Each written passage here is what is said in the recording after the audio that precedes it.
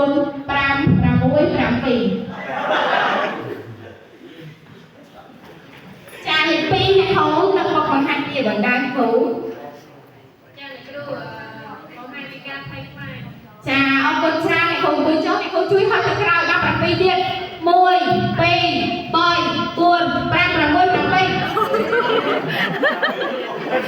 cái học lươn này cha cái kêu lên bơi cái kêu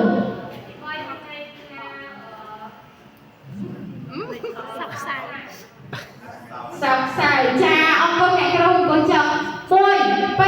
bơi buồn pram bơi đâu nè anh lên ba hình mặt nữ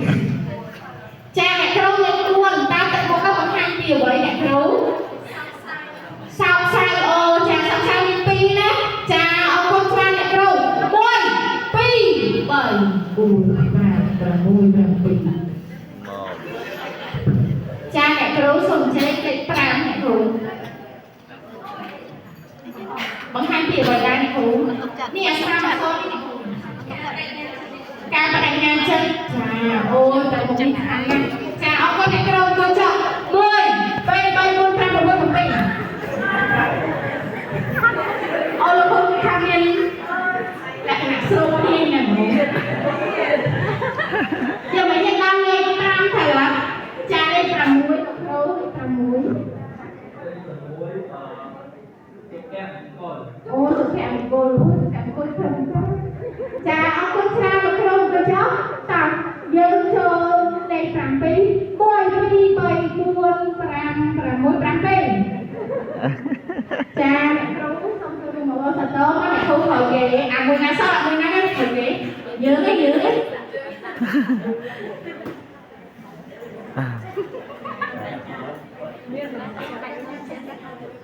្ញាចិត្តចាអរគុណច្រើនតើយើងចាំឲ្យអរសតោពេញមួយចាដល់ត្រូវដល់ខំណាតយើងមកប្រយោគណាអូលឺមើលចឹងតែត្រូវចឹងតែឥឡូវយើងមកព្រៀបគាត់ចំណាយទាំងអស់គ្នានេះញ៉ាំអើអត់ទេតែខ្ញុំអត់ទេគឺសាច់ខ្ញុំមើលហើយចាអញ្ចឹងអត្ថន័យទឹកមុខការមិនទុកចិត្តគឺត្រូវនៅលេខ5អូយមិនទុកចិត្តអ្នកគ្រូលេខ5ត្រូវឬខចាត្រូវឬខបងជីចំណាយរបស់អ្នកគ្រូណាជីការស្ដាយរបស់អ្នកគ្រូអញ្ចឹងទាំងឯងអូនទៅដូចគ្នាអញ្ចឹងភ្នាក់ផ្អើលយើងឲ្យលេខ1អូនជីធំមកភ្នាក់ផ្អើលទៅធំមកភ្នាក់ផ្អើលអញ្ចឹងស្កាក៏ភ្នាក់ផ្អើលដែរបងទៅចាអញ្ចឹងសុភមង្គលគឺលេខ6ខ្ញុំចេញថ្មីអ្នកបើថ្មីបាក់ជាបាក់មើលណាអ្នកគ្រូចេញកុំអត់ថ្មីណាចាហើយកំហឹងគឺលេខ3ចាលេខ4គឺសោកសៅលេខ7គឺផ្ដាច់ថ្ងៃចិត្តហើយលេខ2គឺជាការភ័យខ្លាចអញ្ចឹងចម្លើយរបស់លោកគ្រូអ្នកគ្រូថាក៏ត្រឹមត្រូវលោកគ្រូអ្នកគ្រូថាក៏មិនត្រឹមត្រូវអញ្ចឹងនេះដែរយើងក៏ចំណាំទៅដើម្បីសង្កេតមើលសិស្សយើងទាំងអស់គ្នាថាតើពេលណាដែលគាត់មិនពេញចិត្តយើងគាត់ខំយើងអីតែគាត់អានោះយើងត្រូវមើលដែរណាលោកគ្រូអ្នកគ្រូដើម្បីពេលខ្លះយើងដាក់មេរៀនទៅគាត់កំពុងតែខំគាត់បោះស្គាល់តាមយើងនេះទៅធ្វើមិនទៅចាអញ្ចឹងចំពោះមេរៀនបកក្រុមខ្ញុំដែរគឺចង់តែប៉ុណ្ណេះចំពោះឯកសារយោងគឺខ្ញុំបានស្រង់ជិះពីមេរៀន